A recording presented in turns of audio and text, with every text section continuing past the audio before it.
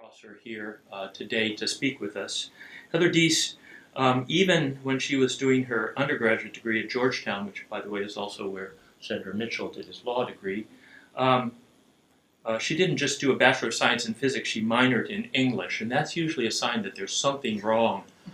It's not going to work out right. It's just my experience. She did go on and do a master's at the MIT HUI, Woods Hole Oceanographic Institution joint program, and but that doesn't mean so much because even I got invited to give a talk on fluid dynamics at HUI one time, so they're not all that sharp there. She did her PhD here at the University of Maine in oceanography, and there's a really wonderful story. I didn't know about it till earlier today about her, an interview with her on something called Career Profiles in Oceanography, which is a magazine of the Oceanography Society, right? So I encourage you to just Google that because it's a wonderful story. But it was real obvious in reading it that, like the Mitchell Center, she believes in using the power of partnerships to help solve real-world problems. And let me just, that thing about boundary work, let me just do a little bit of a quote from this. About her desire to work at the interface between scientists and technical experts and the policymakers, managers, educators, business people, and nonprofit staff who need scientific information to make more informed, practical decisions. That's a really big part of what we do here too, and so it's wonderful to have a kindred spirit. In fact, even the way I met Heather tells you that Maine is full of funny boundaries that I've temporarily forgotten the staffer for Angus that introduced us at lunch. Adam, was it? Oh, Chris Rector. Yeah, not Adam Blackman, but Chris Rector, who was a state legislator here in Maine and very interested in the Mitchell Center and worked with a lot of folks. But then he's a staffer for Angus King, and we were, I forget who was having lunch with who, but we all met in that way. And so that's even the way that two scientists turned to having interest in solving real-world problems, got connected by a legislator and someone who lives in the world of Washington and Maine decision-making is a perfect example of how those confluences can work. So we work a lot on sustainability problems here, as does Heather, this intersection of environmental, economic, and community issues. So not just the well-being of ecosystems, but the well-being of human systems. And I happen to believe that, at least here in the Mitchell Center, we have a lot more to do to really tackle issues related to community well-being. And so it's really great to have Heather here today because the title of her talk is Indicators of Community Well-being for Maine's Coasts and Islands, Initial Results and Opportunities for Collaborative Research. Please join me in welcoming her.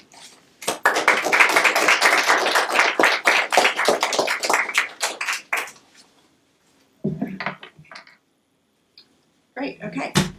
Hello. Thank you all for coming, and thank you, David, for the lovely introduction. So I'm here to talk about community indicators. And I'm going to talk first, actually, for a moment about why I'm here to talk about community indicators, and even more just why I'm here as a person.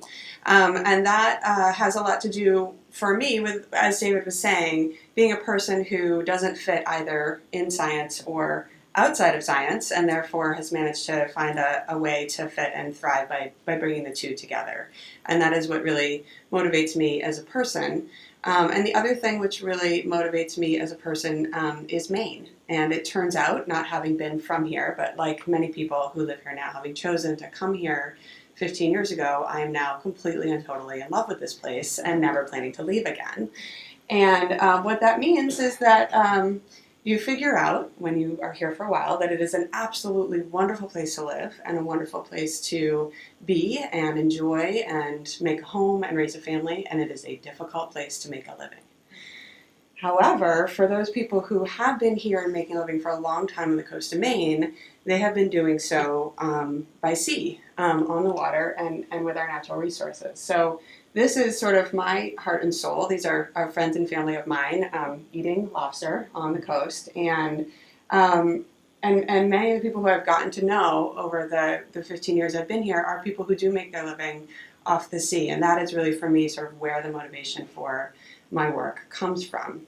So what I want to talk about today is a particular project that we have going on right now at the Island Institute that is about trying to capture facts and figures, do some illustrations of data, some storytelling with data to really capture the character of our communities along the coast and on the islands of Maine and highlight challenges that we're facing in our communities. So that's what I'm going to talk about. Before I do that, I'm going to step back for a minute and just tell you a little bit about the Island Institute as an organization, because we are similarly a little bit odd in that we are a bridging organization. And so we are somewhat unusual in how we work, and I want to just give you a sense of that quickly. So actually, let me jump ahead. So the Island Institute is a community development nonprofit. We're headquartered in Rockland, Maine, in Mid-Coast, and our purpose in life as an organization is to work to support the year-round island communities, the unbridged island communities in Maine, of which there are 15, and coastal communities in Maine. And so for us, that means all different types of community issues we hear about and we figure out how to be as helpful as we can. Similarly, we have heard more and more over the last decade from communities beyond the coast of Maine, communities here in inland Maine, communities like the coast of Maine around the country and in fact around the world. And so we have a second part of our mission statement now as of the last 3 years. Our board adopted this statement around exchanging ideas and experiences to further the sustainability of communities here in Maine and elsewhere. So I'm going to talk about our current set of priorities as an organization. Being 32 years old, we have been different things to different people at different points in time. And we were a very different organization, did different activities in the 80s and 90s and earlier 2000s than we do today. So I often find people will say, "You saved the lighthouses, right?" We were a part of that in the late 80s, but I don't do anything related to lighthouses anymore. So there is a lot of that too, as with any organization that grows and changes over time. Currently, our highest priority is on strengthening community economies, and that priority has really come out in the last 10 years as community members in our strategic planning process have asked us to focus on this. So we have a number of different areas of community economies we're focusing on, but the primary one is around the lobster fishery and around making sure that revenues to communities related to lobsters can remain strong over time. This assumes that we likely will not continue to have the landing size in pounds of lobster that we do today forever. We could have a whole talk about that, but we're not going to talk about that today. I can see many of you already know about that. So how can we make more money off each lobster if or when we end up with less lobsters? Another priority for us is again around diversifying and stabilizing our economic base by looking at shellfish and seaweed aquaculture. Sam Belknap is a poster child for that. We have a whole series of videos about this that feature Sam. If you're interested, you can go to the Island Institute website and watch them. And I think we might be doing a film showing here actually in October. So maybe we'd ask David to share that with people as well. Another really sort of foundational piece of economies for communities everywhere now is the internet, and broadband speeds along the islands and coast of Maine are horrific. And so we have been running active programming to try to figure out how to increase those speeds. We have another focus on energy as a particular aspect of affordability that hits on both environmental and economic needs for communities. We have a really intense community-based energy efficiency programming, a lot of weatherizing of homes, bulk purchases of LED light bulbs, bulk purchases of heat pumps, and now also supporting communities on renewable energy projects. After strengthening community economies, our next strategic priority is education, workforce, and leadership for the future. So we have had and continue to have K-12 support education programming we've had for 25 years as an organization. Post-secondary college support programming, which we are reworking into wraparound programming based on sort of national research about what works for people. And then we have, in the last 5 years, added an adult leadership and skill building programs. We do a lot of leadership training for adults now as well. The last priority for us right now is on delivering and sharing solutions. So what that really means is making sure that we can start to capture and understand community projects. When Matinicus figures out how to get the most sort of advanced and complete recycling program anywhere in Maine on Matinicus, then all the other islands want to know how they did it so that they can start doing it and paying less to get the trash off their island and stopping people from dumping it over the side. And so there are a lot of community solutions that we want to be able to highlight, some of which we had nothing to do with as an organization, and others of which we had programming related to. So we have a suite of different hard copy and electronic information sharing resources. And the research that I'm going to talk about today is sort of the newest piece of our work organizationally and is really focused in this area of documenting and sharing solutions. 9 months ago, I transitioned into a new role, which is my current role, focusing on building this community collaborative research, which is why I've been at the United States for 7 years, but I'm showing up here for the first time now. And that's because we really decided that in addition to our programming and our media information sharing work, we really needed more research, really needed more data and information. Communities are coming and asking us for better data and analysis to help them make local decisions. And similarly, we as an organization have done our strategic planning based on going out and asking people their opinions about what problems need to be solved in their communities, which is a very important input. And we want to be able to also complement that now with data and information.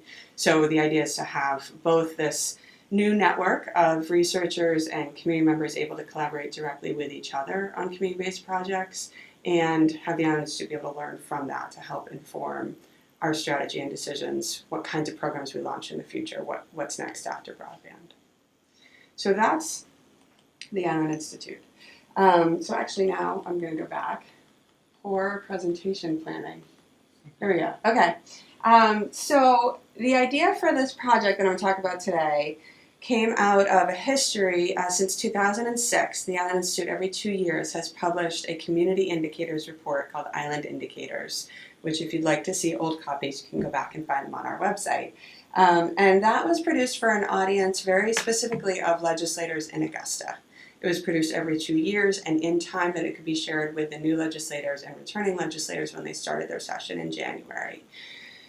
We figured out over the last few years that we really needed to look broader in terms of the geographic area. We wanted to be able to cover the whole coast because our programming for the last 10 years has really worked as intensively with fisheries communities along the coast as it has with the islands. And we wanted to be able to have this publication do more, have more data points in it, and lead to more research. So starting this past winter, as I stepped into this new role, this was our first project. This cover is not the final cover, as it will be produced for publication this winter, but just to show you that it fits into a set of a couple of different publications that are currently produced in the state of Maine. So many of you may be familiar with the Measures of Growth, which is produced by the Maine Economic Growth Council in the state, and then the Education Indicators for the state, which is produced by Educate Maine. So our idea is to have another similar publication, probably published every 2 years rather than annually, and focused on the coast and islands. So, fast forwarding again here. Phase 1 is what we're working on right now, to have a hard copy, full, glossy color, easily digestible, beautifully illustrated, it's going to be amazing publication. We are going to work with existing data from state and federal agency sources. It is going to be considered a baseline. It will not have targets associated with the different indicators, which both Educate Maine and Maine Economic Growth Council do. So it's a goal for me in the future that when we come out with the 2018 edition, it may have goals and targets around it, but that would require a whole community process for the next 2 years, and we need to figure out how that works.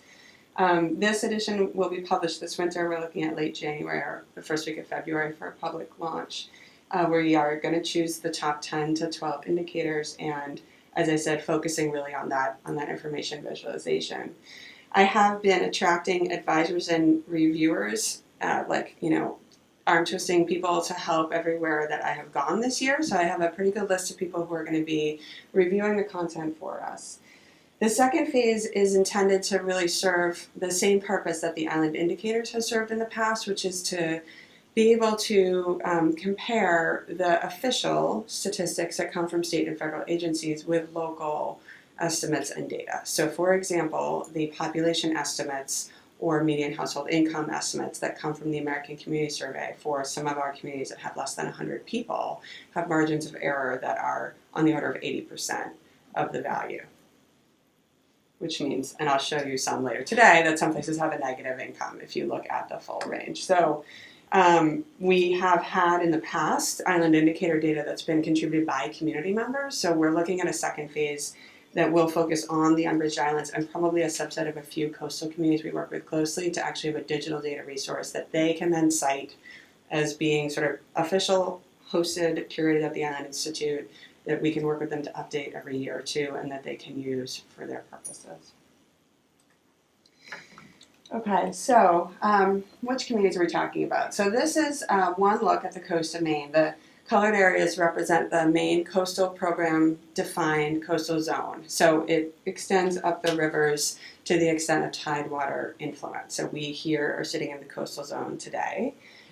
We at the Island Institute don't really think of Old Town as being as much in the coastal area as the Maine Coastal Program does, but that's why we colored it purple down here.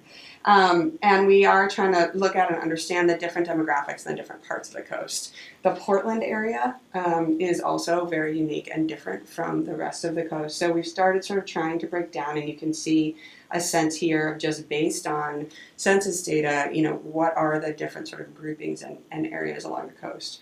One of the really interesting and important things about this region, and part of why I love living here and why many people love living in these communities, is that they are very small. And if you look at the 300,000 coastal and islands, these numbers, this 300,000 people who are spread up and down in 108 towns and cities along the coast. So this is sort of the dark blue and orange area. In those towns, something like 80, no, I'm sorry, now I'm talking about the whole area, including Portland. If you include Portland and Tidewater, it's 144 towns. And of those, 88% have less than 2,500 residents in the community. And something like 19 of the 144, 19 or 20 have less than 500 residents. So you're looking at municipalities where everything is done by everybody as volunteers, not by paid municipal staff. From a community development perspective, from an economic development perspective, it's really important to know how small these communities are. And because we're home rule here, it's not like the county or the state are doing everything for you, right? You are doing it for yourself. Okay, so we are prioritizing indicators in 3 categories: economic indicators, community indicators, and environment. We started out this process of trying to identify which indicators we were going to work with by looking at the old island indicators that we've worked with for years, having a series of community meetings. I had community meetings up and down the coast this winter. And then starting to look around at the Maine Economic Growth Council, the Educate Maine, what are the indicators? Other people use Jacksonville, Florida, apparently is the municipality in the country that's best known for its community indicators. They've been using them for decades. They're like the big guys in community indicators. Jacksonville, I think I need a field trip there, but I haven't gotten the money for that yet. So you look around at sort of best practice nationally. We came up with about 40 possible indicators that we thought would be relevant. At this point in time, I had 2, this was the late spring, I had 2 interns join me for the summer, one of whom I'm lucky enough to have here today. Elena Smith is currently a master's student in the economics department here, Maine, and we also had a mid-career MBA student from Thomas College who joined us as a project management intern for the summer. So part of Stan's job, who was the other intern, was to help try to organize this information, and we did this mind map and sort of lumped things into categories, and we came up with these topic categories for the indicators. And then we put those out to a survey. So we put them out to a survey of lots of different community members who we work with, primarily on the unbridged islands, a bunch of NGO partners, some researchers and academics, Island Institute staff, and trustees. So it was a total list of about 220 people we emailed this survey to, not scientific in any way, shape, or form, but just to get a sense of which priorities people had. This rating is the rating of what we heard back from the 75 people who completed that survey. So we had about a third of the people we sent it to responded. And this was how they rated the economic indicators that we put out there. One thing I think is particularly interesting about this is that the tourism economy is as important or more important than the fisheries community in many coastal communities and some island communities on the coast of Maine. And yet, people put it at the bottom of the list. And I think that's interesting in terms of what people want to think about or how they want to talk about themselves. So that feels like a social science project that maybe one of you would be interested in working with us on. But I pointed this rating out to the Maine Islands Coalition, which is a group of islanders from up and down the coast who meet quarterly, and they were all like, yeah, we don't want to talk about that. I was like, oh, there you go. Yeah, you don't want to talk about it. We also asked people to rate categories of community indicators. Not surprisingly, affordability and availability of the things that you need to live in life rated very much at the top, and then a number of other characteristics you'll see here. I did think it was interesting that civic engagement and civic assets were near the bottom of the list. I thought that these would be near the top of the list, and they were ones that we had focused on heavily in past Island Indicator publications, so that was important feedback for us. The third bucket is environmental indicators, and again, not surprisingly, the marine environment and fisheries rated by far at the top for people in terms of interest. I did think that deer ticks and Lyme would bring this one up higher, and I'm not sure why it didn't. I just had a really interesting discussion earlier today with a woman who's doing her PhD here now at UMaine, but has been at Maine Medical Center studying the Lyme disease incidence on the islands. She told me it's 6 times the state average, and I know that it's very high, and we have lots of very contentious issues around deer hunts and deer eradication potential on some of the islands. And Monhegan is very happy they haven't had deer since 1996 and have had 1 reported case of Lyme since then. So that's where the controversy comes from. So I want to give you a sense of what we actually figured out we could include as specific indicators within these. So under the economic, this was the rating, the 1 through 5 that we got back. We figured out that there was existing data from state and federal agencies for income and self-employment, as well as the value of lobster landings and number of lobster licenses. And then we couldn't get anything together quickly enough for the cost of doing business, but we did have information about broadband accessibility and usage at the county level from Maine Broadband, Connect Maine Authority, and then tourism, again, from the Maine Tourism Authority. This data is from Maine Department of Marine Resources, and this is American Community Survey census data. Community indicators, we're going to have an affordability index, which comes from Maine Housing, and we, meaning Elena and Stan, calculated it for towns where it was not available from Maine Housing using Zillow. Thank you, Elena, for the work on that. The percent of median income spent on energy, which is extraordinarily high in Maine. I'm not going to show you the details on that data, but in Maine we spend about 9% of the average median household income on energy, and the national average is 3%. As you all know, we burn a lot of heating oil, which is also amongst the dirtiest fuels that exist on the planet. So we have a long way to go on cleaning up and cheapening up our energy sources. Demographics, we're going to get at residents and seasonality of residents, as well as age, and then high school graduation rates is the educational attainment number that we know we can work with right away. And we're just not going to include these other ones. Same thing for environment. We've got a number of different marine environment variables. Water is closed due to water quality, which the NEST program and other research here has dug into. The climate change projections from the federal and academic community about projected water temperature change looking forward, as well as sea level rise. So these are single points for the state in most instances. I guess that the most recent estimates for Portland and Eastport are so similar that we just are going to include the one. And then the populations of lobster as our key critical fishery right now, and fisheries diversity index are 2 we're going to look at. Again, those are sort of single data points for the state rather than detail by town. We are going to include percent land and conservation by town, and I'll show you that one as an example. So, a couple examples. I'm just going to talk about 3.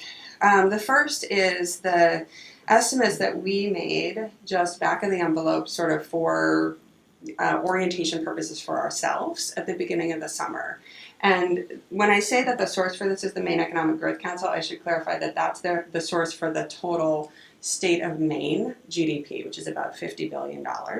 And then what I did, which we all know is very wrong, but I just did to look at it, is to take the percentage of the people who live in these places and therefore do a proportional number for how much of the GDP of the state would be coming from these places if GDP was proportional to each individual throughout the state, which it's not.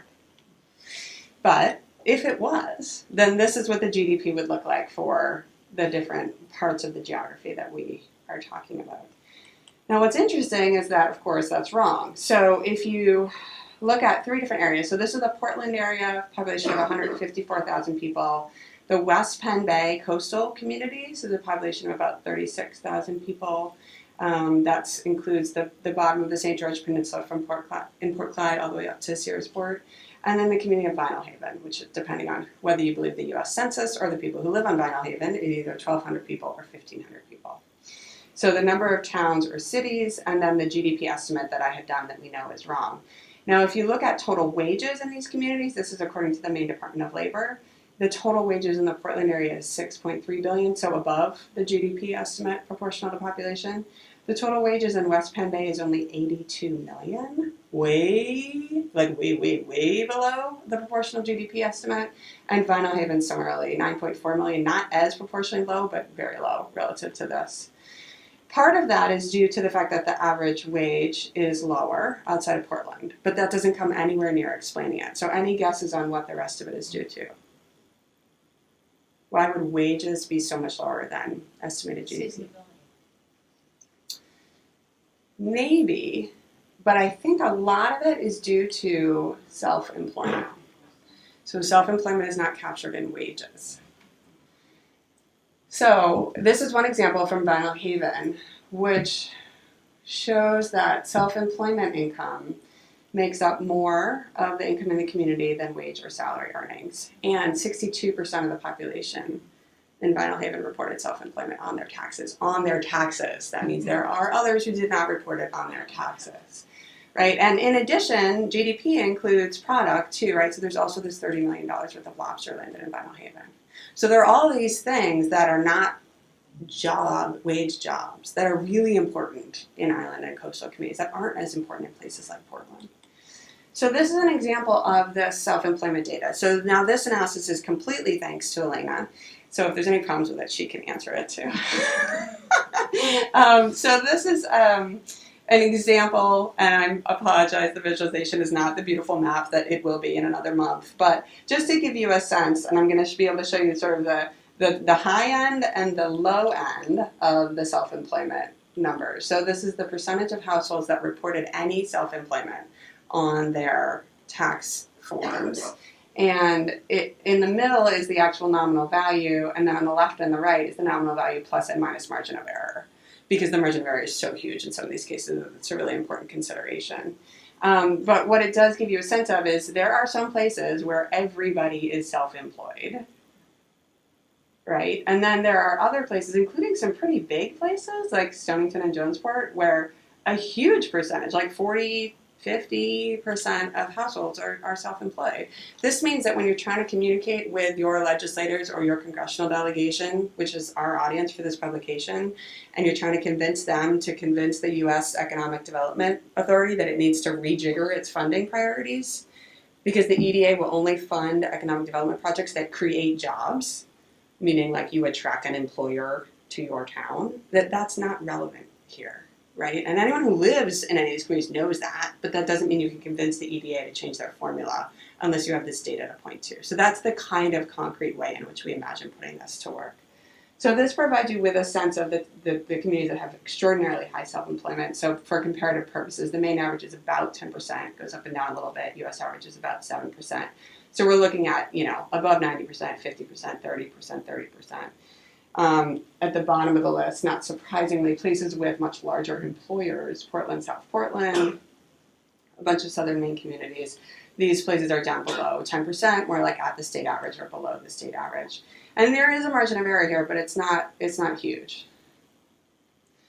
Okay, one other piece which I thought was really interesting was that self-employment doesn't have any kind of clear relationship with income levels, right? So it's not, particularly in the last few years, the fishery is so good right now. The lobster fishery revenues are so high that you still have relatively high income levels in some of the communities with very high self-employment. For comparative purposes here, this is 60,000 median household income. The Maine average is about 49 this year. So all the communities above here are above the Maine state average this year. So, and these names are just on a couple where Tableau was happy to put names, but obviously there's lots of other communities here. The size of the circle indicates the size community, so that's Portland. Okay, so another data set, and this is the last example I just decided to show, is the percent of land conserved. And again, I'm just showing you the top of the list and the bottom of the list in terms of the percentage of land that's conserved within the community. This one gives you a sense of why island communities asked us to focus on percent land conserved, because from an economic development perspective, when 88% of your land is in conservation, you have a limited tax base problem.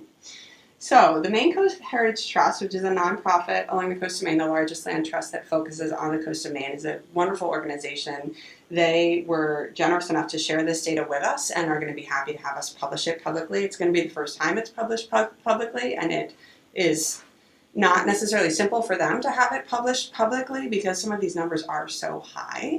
So I do want to give them a lot of credit, both for tracking it and using it in their own decision making in a sort of precautionary way that they do now, and in letting us publish it.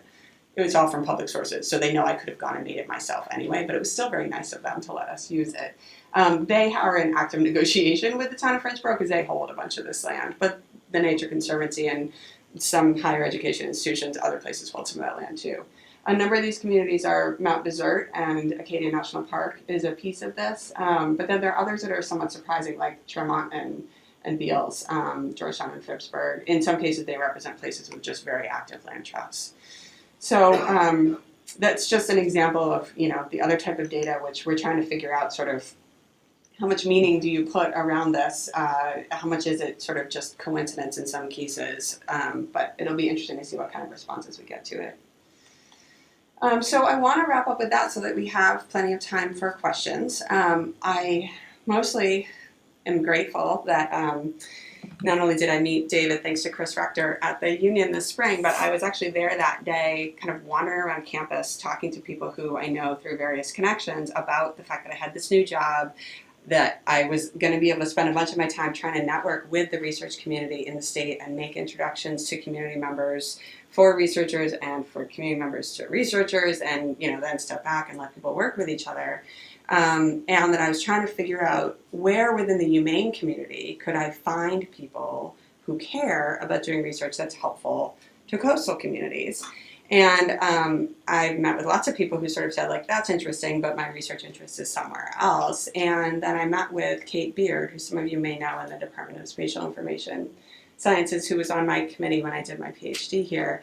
And she said, you should ask David Hart to let you give a seminar at the Mitchell Center. So now I'm admitting to the fact that I invited myself to give this seminar today because Kate suggested it would be a good idea, because she said the type of people who go to those seminars might be the type of people who want to work with community organizations like yours. So that is why I'm here. And I very much... There's lots of spatial data. I think you should go back to Kate. Yeah, exactly.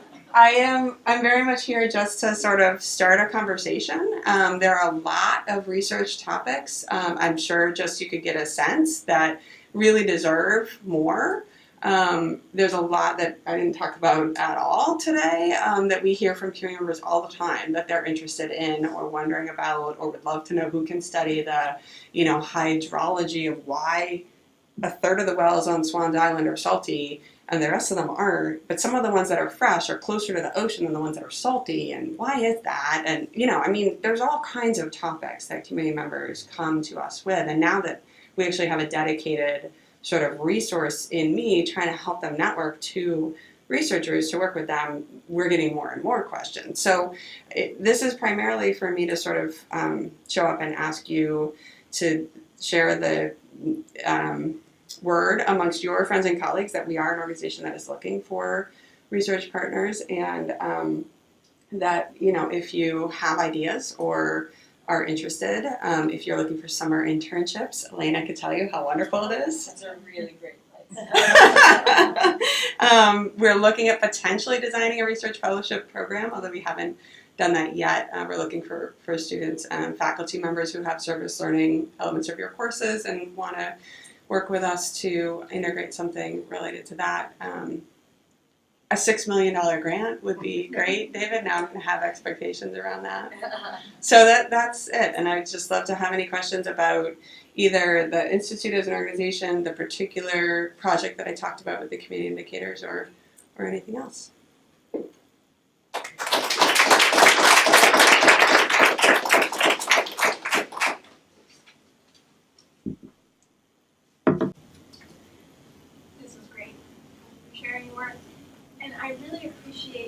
impulse to link the research that you've done with different types of decision-making contexts.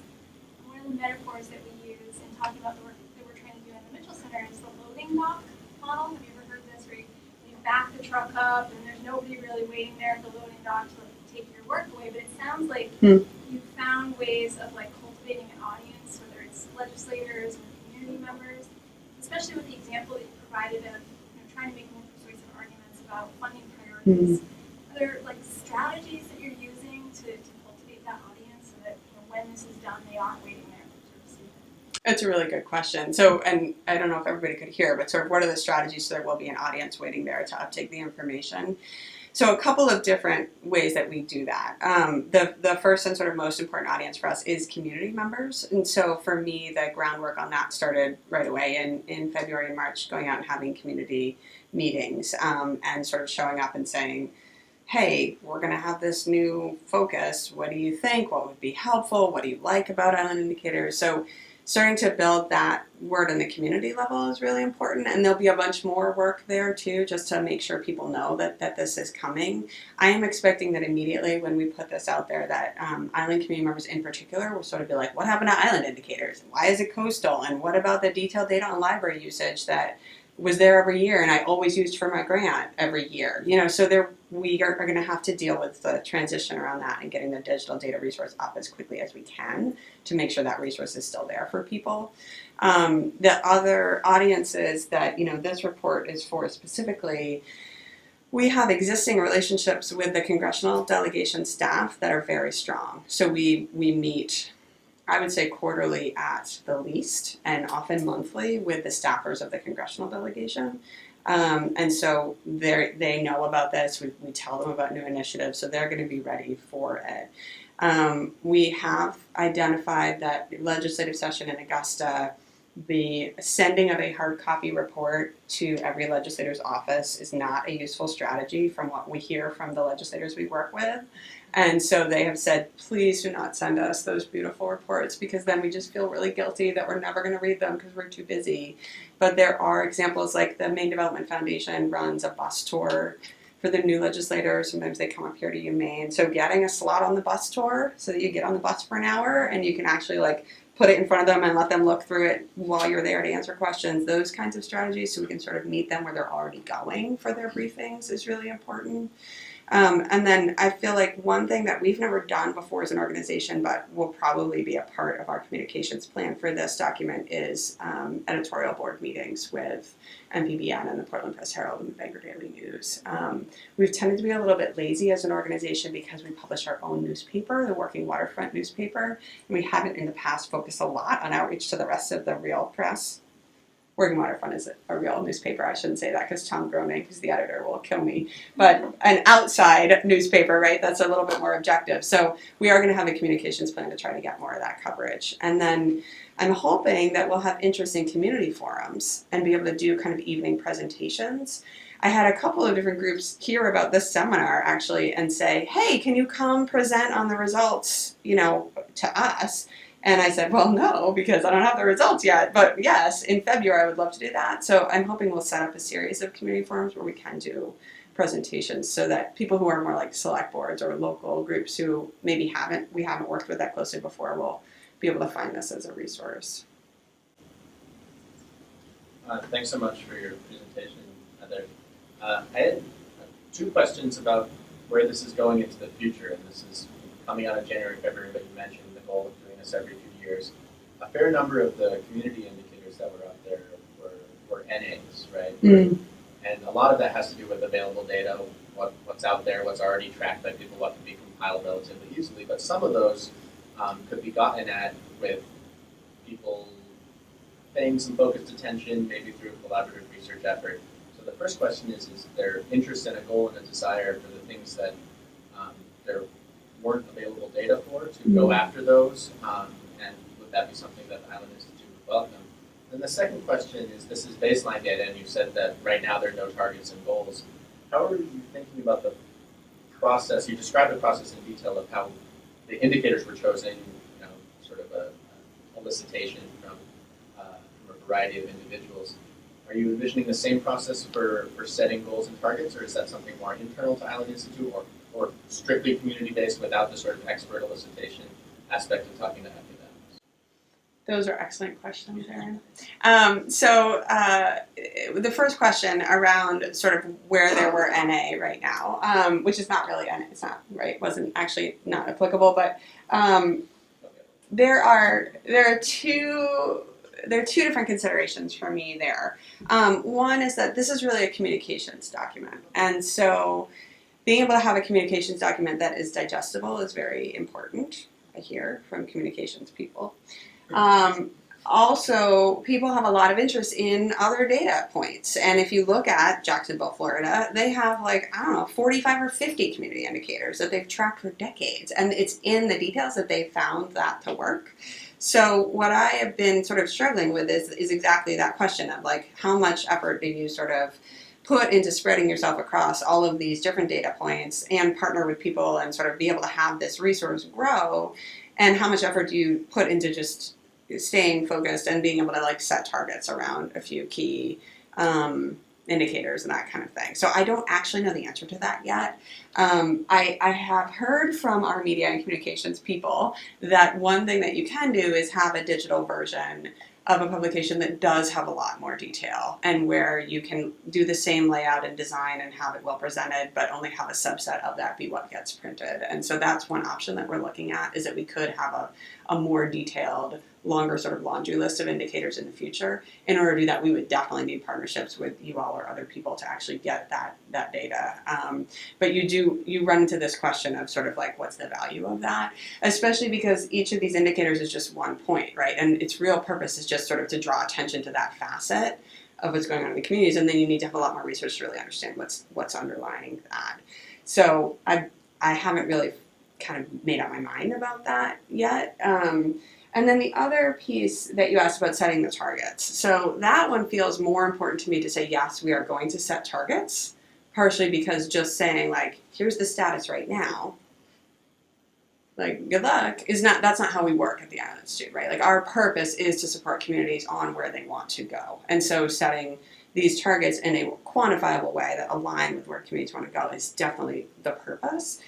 Figuring out the nuts and bolts of the process to set those targets is definitely the job for next year. And I envision it will take an entire calendar year. And it will have to involve both community input and expert or comparative input to see what's possible.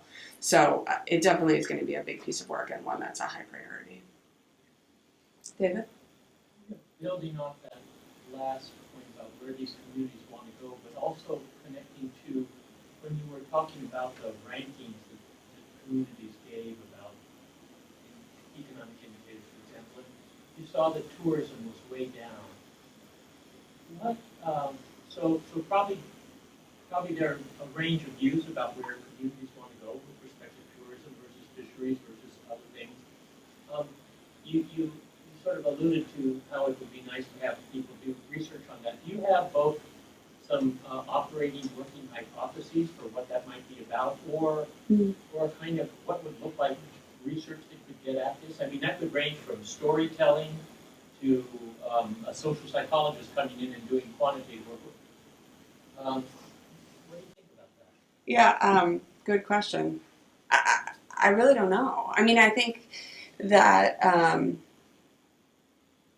certainly organizationally it's very clear that for us as a staff, many of us as staff, and certainly the entire board, is involved with the organization because of the fact that these communities are ocean communities. They're sea communities, right? And so the natural resources, the connection with the natural resources is a lot of what defines the culture and character and what it's like to live in these places. I think the tourism feels to people like it's very different. And certainly I know organizationally that we have developed partnerships and networks with islands that are completely tourism-based economies, and where they share some of the same structural and community challenges as our islands here. Energy, every island has a problem with a fossil fuel-based energy economy. Education, every unbridged island has a K-12 education challenge that is extraordinary. So we've developed partnerships around some of those aspects of community challenges that completely transcend whatever the basis of the economy is.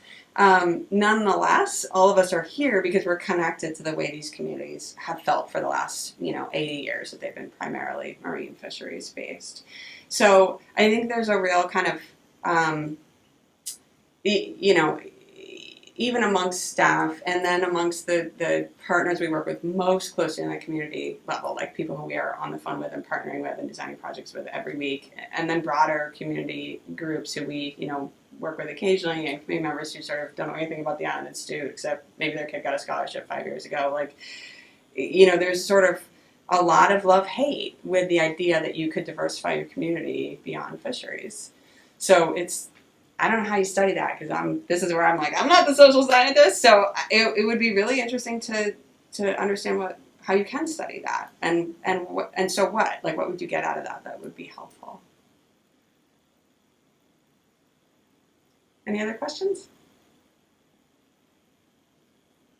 Okay. Feel free to hang around.